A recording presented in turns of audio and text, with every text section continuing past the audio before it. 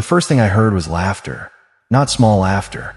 The loud, ugly kind that only comes when someone's life is being torn apart in front of an audience. My father, Victor Whitaker, slammed a thick stack of printed bank statements onto the Christmas dinner table so hard the wine glasses rattled. 50 people went silent. Then they all turned to look at me. "Explain this, Caleb," he said. Not quietly, not privately, loudly, deliberately, like he had been rehearsing those words for weeks. Because he had. My sister Cynthia smiled. My brother Nathan crossed his arms. My uncle Arthur muttered disgrace loud enough for the whole table to hear. And Vanessa, my wife of 9 years, covered her mouth with both hands like she was watching a crime scene unfold. According to the documents my father was waving around, I had stolen $2.4 million from the Whitaker family company. Gasps filled the room. Phones lifted. Someone near the back whispered. I always knew that quiet one was trouble. My father turned to face the entire room. Church elders, business partners, extended family, and delivered the sentence he had clearly prepared. Tonight, we removed the parasite from this family. The room erupted. And just like that, I lost everything. My name, my marriage, my place in the world. But here is what none of them knew. Every single lie they were using to destroy me, I had already recorded. My name is Caleb Whitaker, and that Christmas dinner was the night my quiet revenge began. My father didn't build a family. He built a kingdom. Victor Whitaker was a man who could silence a room just by walking into it. At 63, he had silver hair, a strong jaw, and the kind of confident handshake that made investors trust him immediately. Church members called him a blessing. Business partners called him a visionary. But inside our house, behind the beautiful front door and perfectly cut lawn, he was something else entirely. He ruled like a monarch. And in his kingdom, there was only one rule. His word was law. Every decision flowed from Victor. What we wore to church, who we were allowed to date, which careers were acceptable, what opinions were safe to express at the dinner table. He didn't need to shout. He used something far more powerful, silence and punishment. If you please Victor, life was smooth. Praise at dinner, trust with money, access to the family's business and reputation. If you displeased him, you felt it immediately. Cold stares, whispered conversations you were never invited into. Slow, quiet removal from anything that mattered. I watched my older siblings learn the rules and perform them perfectly. Cynthia was the golden daughter, sharp, polished, loyal to Victor above everything else. Nathan was the favored son, ambitious, charming, willing to say whatever the room needed to hear. And then there was me, Caleb, the quiet one who asked too many questions, the one who made Victor just a little bit uncomfortable. That was all it took to become the black sheep. Growing up in the Whitaker house meant learning your role very early. And my role was decided before I was old enough to understand it. Broken vase. Caleb did it. Missing money from the kitchen counter. Caleb took it. Bad day at school. Caleb caused problems somewhere. I heard my name connected to every problem in that house so many times that somewhere inside my young mind, I began to believe them. That is the most dangerous part of being the family scapegoat. Not the blame itself, but the way the blame slowly rewrites who you believe you are. By my teenage years, I had learned to shrink, to apologize quickly, even when I had done nothing wrong, to disappear into the background at gatherings, to stay quiet and useful because quiet and useful was safe. I watched Nathan borrow money from our father and come back laughing. I watched Cynthia receive a down payment on her first home as a birthday gift. And I watched myself receive a firm handshake, a reminder to work harder, and a long list of things I still hadn't gotten right. I told myself it was fair, that I just hadn't earned the same level of trust yet, that if I worked harder and caused fewer problems, eventually it would be my turn. I believed that lie for 20 years, and it nearly destroyed me. But before I tell you how I finally woke up, let me tell you about the person who tried to warn me first. Her name was Diana, my older sister, 7 years ahead of me, and the only person in the Whitaker family who ever truly saw me clearly. When I was 12 years old, Diana disappeared overnight. One morning she was there. The next her bedroom was empty, her closet cleared, her photographs removed from the hallway wall as though she had never existed. My father sat us down at breakfast and said simply, Diana made her choice. We will not speak of it again. The official family story was that she was rebellious, ungrateful, a girl who had rejected everything Victor had built for her. At gatherings, her name came up only as a warning, a cautionary tale of what happened when you turned your back on family values. I believed that version for years, until I was 26, and my phone buzzed late one night with a message from an unknown number. "Caleb, it's Diana. I found you through an old friend. I need you to hear something. Our family is toxic. Not just difficult, not old-fashioned. Toxic. I left because staying was going to break me. Please listen. Leave before they do the same thing to you." I read that message 3 times. My hand were cold, but I was 26, newly married, just promoted inside the family company. I told myself I was different from Diana, that my loyalty would protect me. So I put down the phone and went back to work. That was the most expensive mistake of my life. After I ignored Diana's message, I buried myself in work. Not just work, devotion. The kind that goes beyond a job and crosses into something that looks a lot like desperation, if you are willing to be honest about it. I became the engine of the Whitaker family company, the one who arrived first and left last, the one who handled messy details everyone else considered beneath them, tax filings, vendor negotiations, payroll discrepancies, the small fires that could become big scandals if no one caught them early. Victor never acknowledged it directly, but I told myself that was fine. That men like my father showed approval through trust, not words. Wasn't it proof of trust that he left the operations entirely in my hands? I let that thought carry me for years. Meanwhile, Nathan held the title of vice president, but spent most of his time building personal connections with investors. Connections he was slowly and quietly developing for reasons I didn't yet understand. Cynthia handled marketing and public image. She was brilliant at it. She knew exactly how to package the Whitaker name for churches, charities, and community events. She was the reason our family looked so admirable from the outside. And I was the one who kept the machinery running underneath all that shine. No glory, no recognition, just responsibility. I told myself that was honorable. That hard work would speak for itself. I was 38 years old before I finally began to understand the real truth. Loyalty to the wrong people doesn't get rewarded. It just makes you easier to sacrifice. From the outside, we look perfect. I understood that better than anyone because I watched Cynthia build that image with the same precision she brought to everything else. The Whitaker family Christmas card went to 400 people every year. Victor and his wife Gloria at the center. Children and grandchildren arranged carefully around them. Wide smiles, elegant clothes, a message at the bottom that read, "Grateful for every blessing this year." The community events were even more deliberate. Victor sat on 3 charity boards. The family donated to the local food bank every Thanksgiving. They had attended the same church for 30 years. People in our town knew the Whitaker name the way they knew the names of streets, as something permanent, something trustworthy. But behind that front door, the truth was very different. My mother Gloria had learned long ago to look away. She was kind, quiet, and in her own way, deeply tired. She filled her days with garden clubs and phone calls with her sisters, and carefully avoided any topic that might disturb Victor's peace. Family gatherings were performances.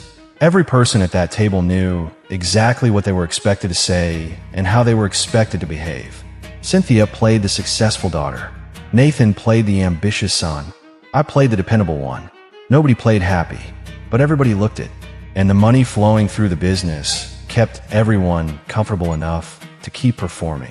What I didn't know yet was how much of that money was moving to places it was never supposed to go. Vanessa was the best thing that ever happened to me. At least, that's what I believed for the first 9 years of our marriage. She was warm where my family was cold. She was honest where they were strategic. She laughed easily, asked real questions, and never once made me feel like my value was tied to what I could do for her. For a long time, she also saw through my family very clearly. She used to squeeze my hand under the table at family dinners when Victor made a cutting remark.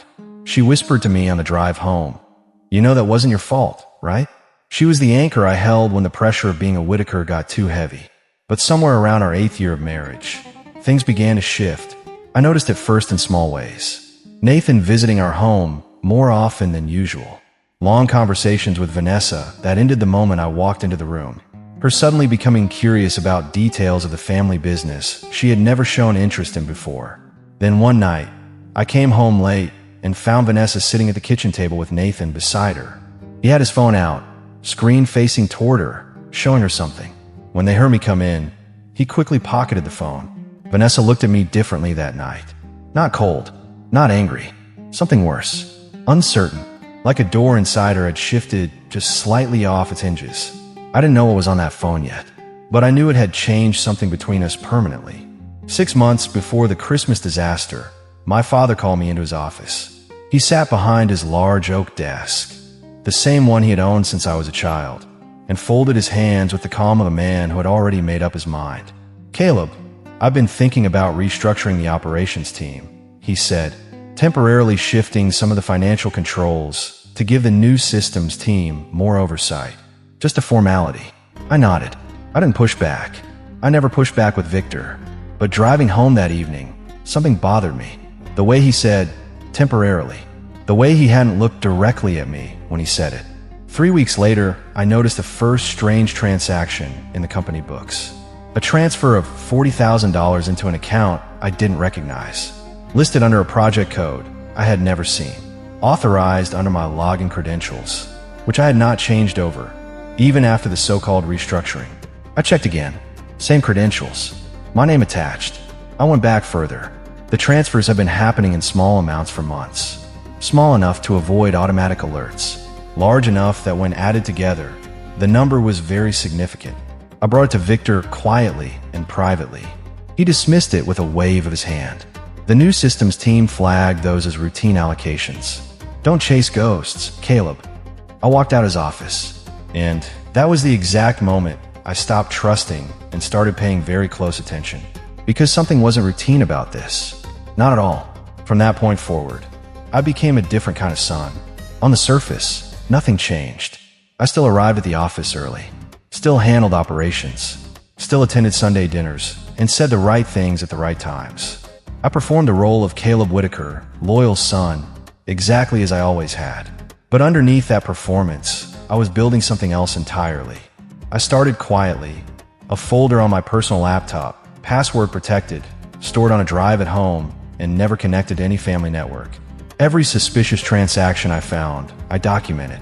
Screenshots, printouts, notes with dates, amounts, and account numbers.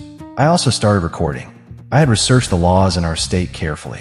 In our jurisdiction, one-party consent meant I could legally record any conversation I was personally part of. So I did. Small digital recorder in my shirt pocket. Every meeting with Victor. Every phone call with Nathan about the company.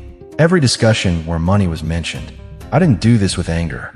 I did it with the cold, focused mindset of a man who had finally understood that he was not in a family. He was in a chess game, and everyone else had already made their moves. What took longer to understand was the size of what I was uncovering. The missing money wasn't a mistake. It wasn't a system glitch. It was systematic, deliberate. And the paper trail, when I started pulling it together carefully, pointed somewhere I had never expected. Not outward to an outside party. Inward. Straight back to the center of the Whitaker family. The first real crack came from a man named Walter. Walter had been the company's external accountant for 11 years. Quiet man. Precise. The kind of person who notices everything and says very little. I liked him because we were similar that way. He called me one Tuesday afternoon in October, 2 months before Christmas. "Caleb, do you have 10 minutes? Not at the office. Can we meet somewhere quiet?" We sat at a small coffee shop 3 miles from downtown. Walter placed a plain manila folder on the table in front of him, but didn't open it right away. He looked around the room first. Then he leaned forward. "Someone inside the Whitaker company has been routing money through a series of offshore accounts," he said quietly.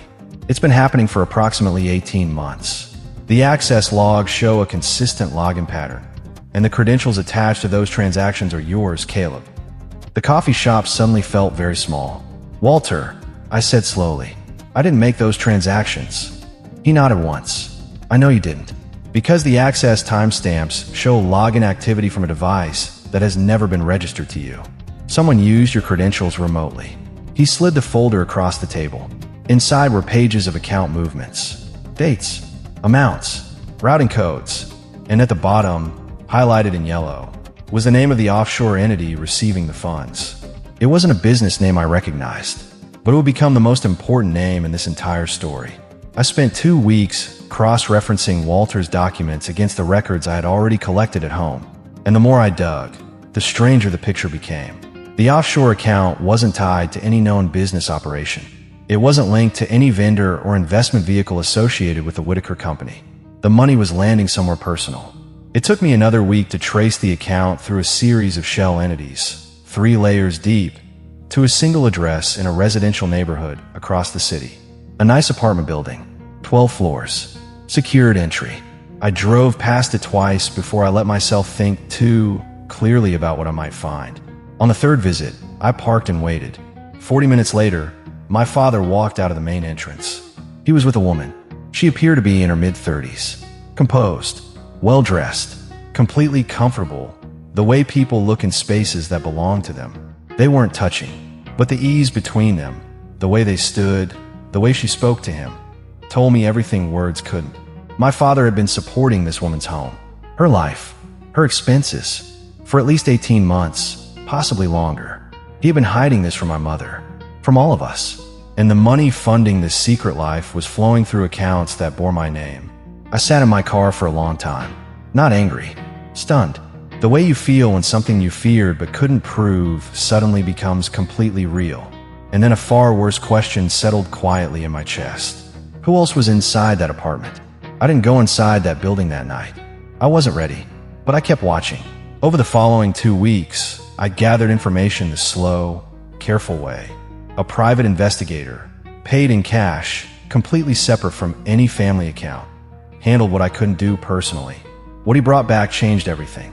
The woman's name was Paige. She had lived in that apartment for 2 years. Her rent, utilities, groceries, and personal expenses were all covered through payments routed from accounts connected to Victor. And she had a child, a little boy. He appeared to be around 2 years old. I authorized a DNA test through the investigator's contacts. The results came back on a Thursday morning. The child was Victor's biological son. I read the report 3 times. Then I placed it in my folder, closed my laptop, and sat in silence for a long time. My father had a hidden family, a second life, funded by money moved through accounts in my name, accounts quietly being positioned to look like theft on my part. The setup was now complete in my mind. They needed a scapegoat. They always had. I had played that role my entire childhood. Now, they needed me to play it one final time, to cover everything, the inheritance, the fraud, the hidden son, all of it buried safely under my name. The motive was now crystal clear, and so was what I needed to do next. The formal invitation arrived in the first week of December. Annual Whitaker family Christmas celebration, Saturday, December 21st, dinner at 7 p.m. Victor and Gloria Whitaker request the presence of all family members and honored guests. 50 people. The house decorated like a magazine photograph. Church elders, community partners, extended family, Nathan's business contacts. I read the invitation twice. Then I called Nathan to confirm I was attending. Of course, he said, with warmth in his voice that didn't reach his eyes. It wouldn't be Christmas without you, Caleb. That sentence stayed with me for days, because I finally understood what it actually meant. They needed me there. An empty chair would raise questions. They needed me present, in the room, in front of witnesses, so that when the accusations came, there would be nowhere for me to run and no one who hadn't already seen their version of events. I could have stayed home, could have declined, could have sent an email with the evidence and watched everything unravel from a safe distance. But something in me needed to be in that room. I needed to look my father in the eyes when he said the words. Needed to feel exactly how deeply he had committed to this lie. Needed my wife to witness it, so that later, when the truth came out, she would understand exactly what had been done to both of us. So I replied to the invitation. Wouldn't miss it, Victor. Then I spent the next 2 weeks getting ready. Those 2 weeks I spent making sure every single thread was tied. The evidence folder was complete, organized by date, by transaction, by conversation, by photograph. Walter had signed a formal statement. The investigator had provided a full written report. The DNA results were notarized. The audio recordings were backed up in 3 separate locations: a secure cloud drive, a hard drive at a lawyer's office, and a sealed envelope with a private attorney I had retained 6 weeks earlier. His name was Preston, 45 years old, sharp, and completely separate from anything connected to the Whitaker name. I had paid his retainer in cash and met with him twice in his personal car. Preston knew everything. He also had instructions. If I sent him a specific text message before midnight on Christmas night, he would immediately begin forwarding the complete evidence package to the relevant government agencies, the company's largest independent investor, and the church board my father sat on. All Preston needed from me was that one text. I dressed carefully on the evening of December 21st, dark trousers, simple white shirt, the same quiet, unimportant way I had always presented myself at Whitaker family gatherings. I looked at my reflection in the bathroom mirror for a long moment. I wasn't afraid. I wasn't angry. I was simply ready. Vanessa was already downstairs, waiting.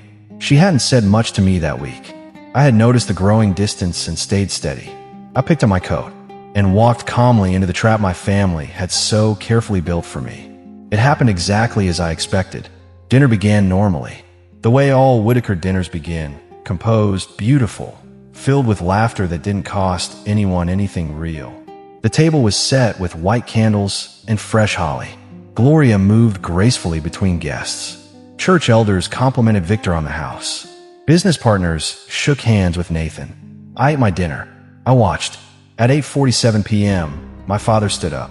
He didn't tap his glass. He didn't need to. Victor Whitaker never requested attention. He simply commanded it. The room went quiet. I have something important to say, he began, and I need everyone in this room to hear it clearly. He reached beneath the table and produced a thick stack of printed bank statements. He held them up. Then he set them down in front of my plate with a deliberate, heavy hand. "Caleb," he said, loud enough for every corner of the room to hear, "I will give you one opportunity to explain what you've done." The room tilted. 50 faces turned toward me. I heard Cynthia's sharp intake of breath. I saw Nathan lean back in his chair with the comfortable posture of a man watching something he had rehearsed. I heard Uncle Arthur say "disgrace," just loud enough to carry across the table.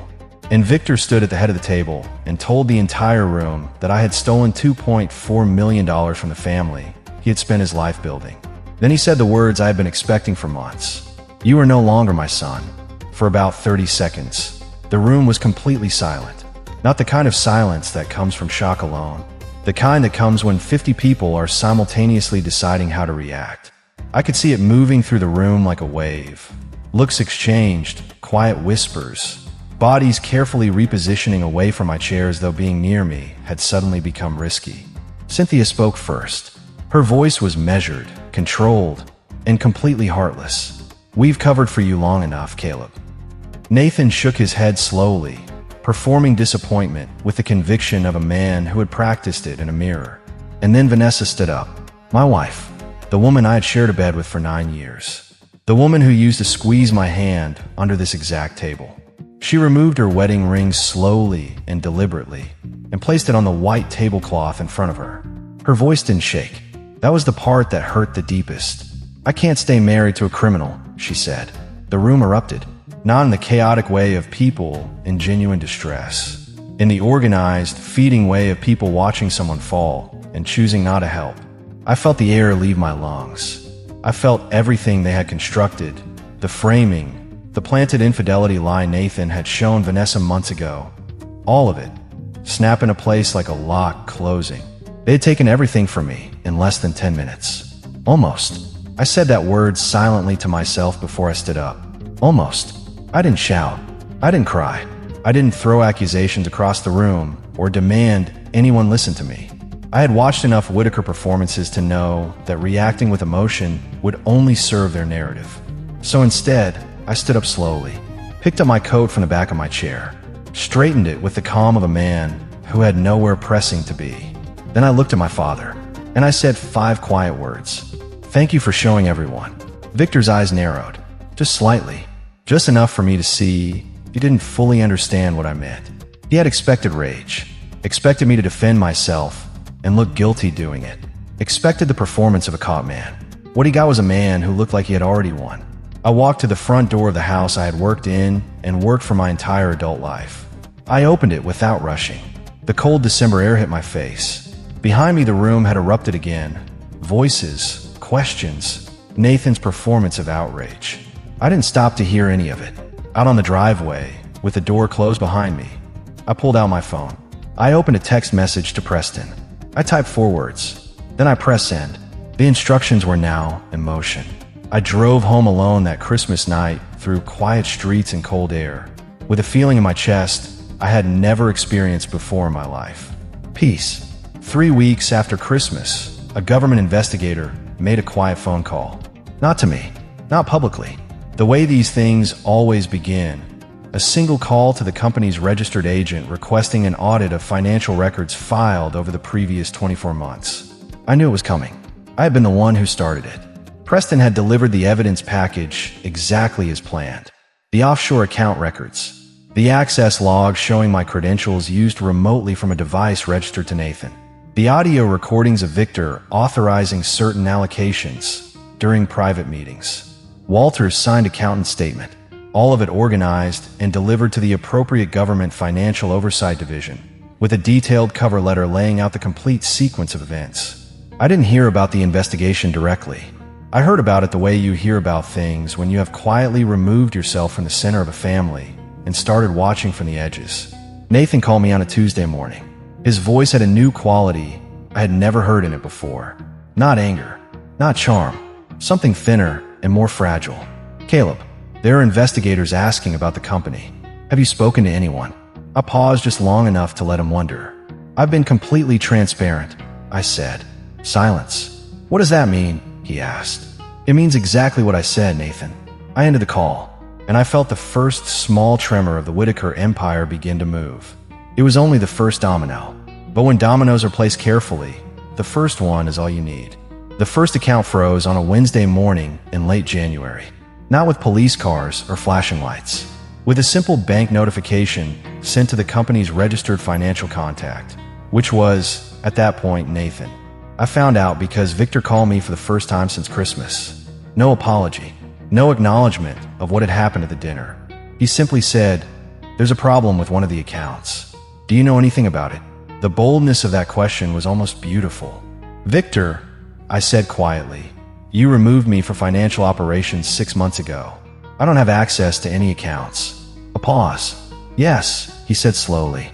"Right." He ended the call. Over the following 2 weeks, 3 more accounts were flagged by the investigation. The government auditors were thorough. They followed every transfer, every routing code, every login timestamp. And the picture emerging looked nothing like what Victor had presented at Christmas dinner. The money hadn't been stolen by me. It had been moved by someone using my credentials remotely. Someone with internal system access who clearly understood exactly how to make the activity appear connected to me. Victor's attorney sent Preston an aggressive letter claiming the investigation was based on fabricated evidence. Preston replied with a single page. It was a copy of the access log showing Nathan's personal device address map directly to my login credentials. The attorney did not write back. The second domino had fallen. The business partner betrayal happened in early February, and it moved faster than I expected. The Whitaker company had 3 major investors. Together, they represented 40% of the company's operating capital. These were men who valued stability, clean records, and reputation above everything else. Preston had ensured the right materials reached the right desk at the right moment. Not everything at once, just enough. The offshore account structure, the routing history, the evidence that the company's financial records had been manipulated in a way that created serious legal exposure for anyone with their name attached. The largest investor, a man named Gerald Hurst who had worked with Victor for 16 years, pulled his capital within a single business week. I heard about it through Walter, who still had contacts inside the company. Gerald's team sent a termination notice this morning. Walter told me, "Victor is calling it a misunderstanding, but Gerald's lawyers have already started the exit paperwork." 2 weeks later, the second investor reduced his position dramatically. The third requested an emergency audit. In 30 days, the Whitaker company lost the confidence of the partners who had helped sustain it for years. Victor had spent decades building those relationships on the foundation of his reputation. Once the cracks appeared, those same men moved quickly to protect themselves. That was the thing about my father's kingdom. It had always been built on performance and perception. Once people stopped believing the performance, there was nothing underneath it. And now the performance had stopped completely. The church scandal broke on a Sunday morning in March. Not from the front of the building, not from a sermon or an announcement. It spread the way truth spreads in tight communities, in the parking lot, in quiet phone calls, in text messages shared between people who trusted each other enough to say what they'd heard. The church board had received an envelope. Inside was a single document, a summary of Victor's connection to Paige and the apartment across the city, the duration of the relationship, the financial support routed through company accounts, the DNA results confirming the 2-year-old boy as Victor's biological son. I didn't deliver that envelope personally. I didn't need to. Some truths, once properly documented, find their own way to the people who need to see them. By Sunday evening, Victor received a call from the board chair asking him to step down from his elder position pending a review of the allegations. I picture that phone call clearly. Victor in his study, door closed, the composure he had worn his entire life now cracking at the edges for the very first time. My mother Gloria found out the same week. I didn't contact her, but I heard from a cousin that she had gone very quiet. Not angry, just quiet. The kind of quiet that comes when something you try not to know for a very long time finally becomes impossible to ignore. The perfect father image had taken decades to build. It took 3 weeks to collapse entirely. Nathan's arrest came on a Thursday in late March. I didn't see it happen. I found out through a news alert on my phone. A brief, factual notice that a local businessman had been taken into custody in connection with a financial fraud investigation linked to a privately held real estate and property management company. No cameras, no dramatic scene, just a quiet, formal process that began with handcuffs and ended with his name on a court docket. The government investigation had traced the fraudulent transactions completely. Every access log, every routing path, every timestamp. The device used to remotely access my login credentials was registered in Nathan's name. The offshore accounts receiving the diverted funds were traced to shell entities established by Nathan, not me. The full picture was clear, well documented, and undeniable. Nathan had set me up carefully and methodically. He had used my credentials, my professional position, and my name to create the appearance of theft, with the full intention of positioning me as the criminal when the company's finances eventually came under scrutiny. What he hadn't accounted for was that I had been watching just as carefully as he had been planning. After the arrest, the community response was immediate. People who had attended our Christmas dinner, the same people who had nodded along when Victor called me a parasite, started asking a very different question. Was Caleb innocent? I heard it repeated in different forms across different conversations. The truth was spreading, and it wasn't stopping. Vanessa called me on a Friday evening in April. I almost didn't answer, not only because I was still hurting, but because I had worked very hard over the previous 4 months to build a life that didn't require anyone from that world. I had been sleeping well for the first time in years. I had moved into a clean, quiet apartment. I was working with 2 corporate clients I had brought with me from my years at the company. Clients who trusted my professional record, not my last name. I answered on the 4th ring. Caleb. Her voice was different from Christmas. The steadiness was gone. In its place was something tired and brittle. She said she needed to talk to me, that she had discovered what Nathan had shown her in our kitchen that night, a fabricated message thread designed to look like evidence of my infidelity, that she had found the original source file on Nathan's laptop weeks after Christmas while helping him with something unrelated. She said she was sorry, that she had believed the lie because she was afraid it might be true, and that she wished she had trusted me instead. I sat quietly for a moment. I believe you, I told her. I know you were manipulated. A long pause. Can we? She started. Vanessa, I said gently. I forgive you, truly. But what I've built since Christmas is mine, and I think what you need to build next should be yours. I heard her breath catch. Take care of yourself, I said, and I meant it completely. April became May, and for the first time in my adult life, I began to understand what it felt like to simply exist without the weight of a role I had been assigned before I was old enough to choose it. My new business was small, deliberately so.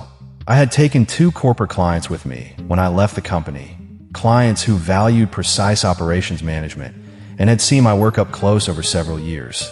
I built carefully around those 2 foundations. By May, I had 4 clients.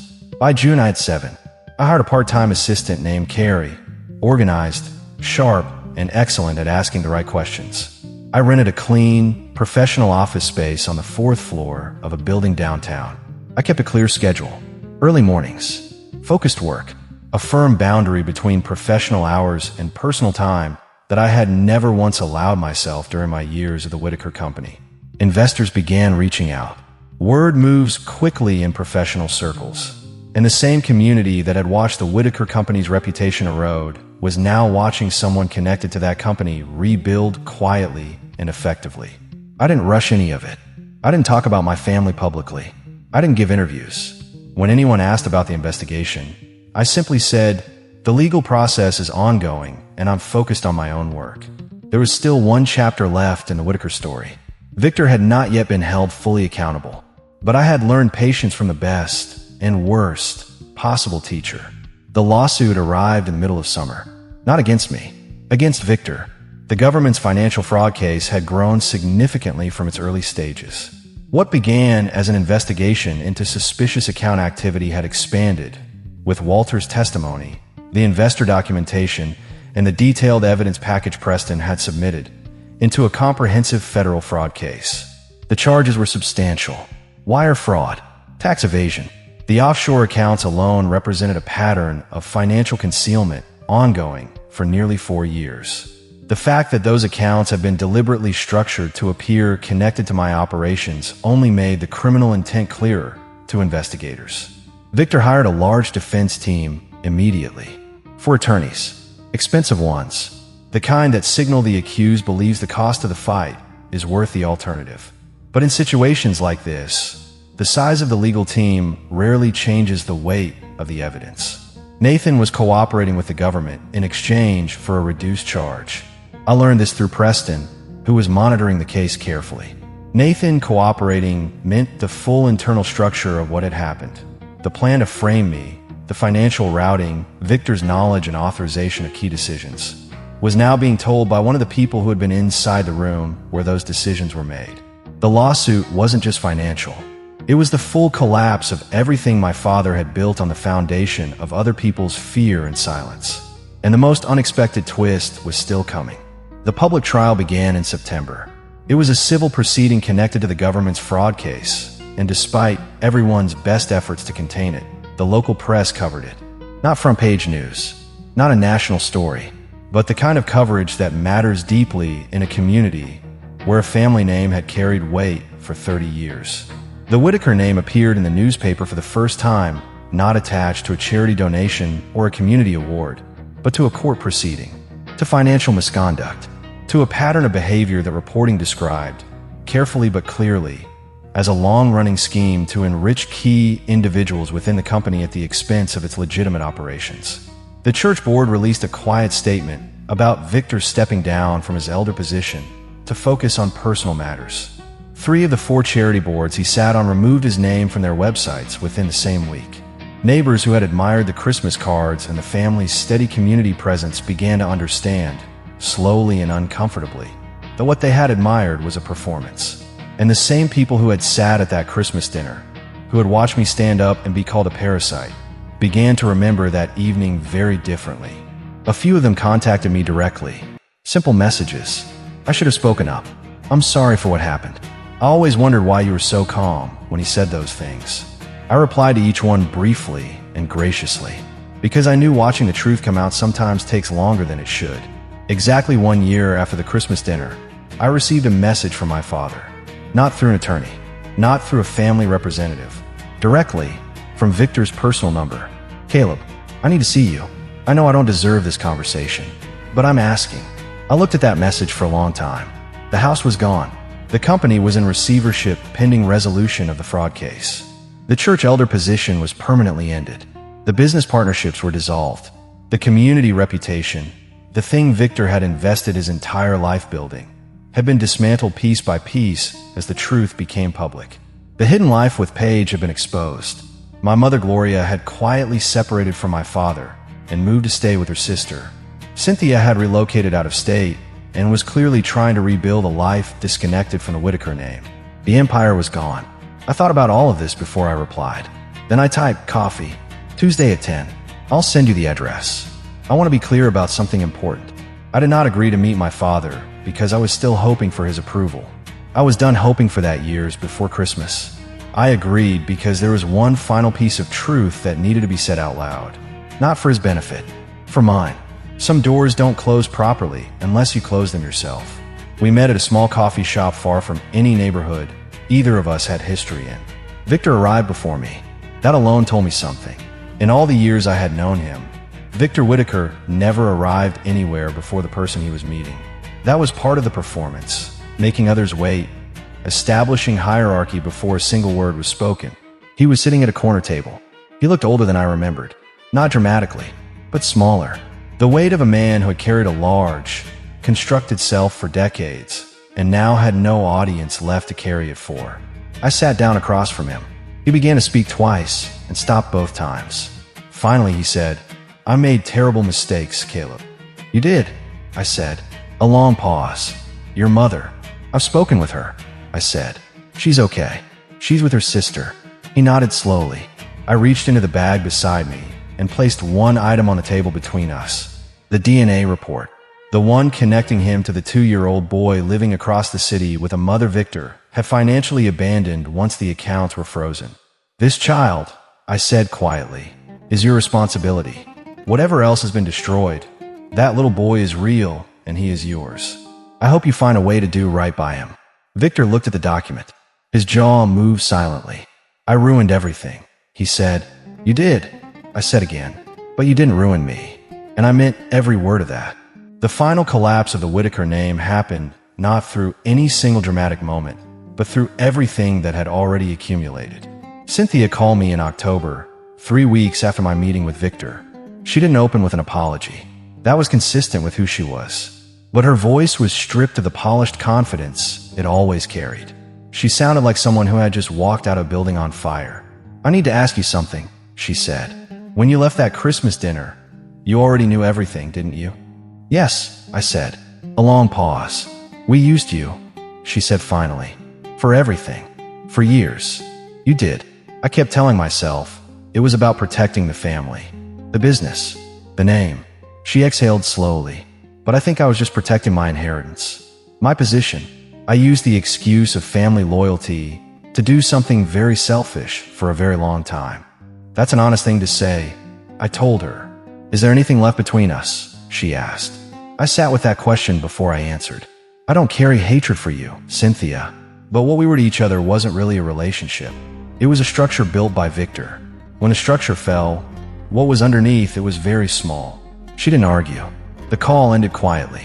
Nathan, still working through his legal process, never contacted me. The family had finally stopped performing for each other. There was simply nothing left to perform. 1 year after the worst night of my life, I hosted a small holiday dinner. Not 50 people, not a performance for anyone.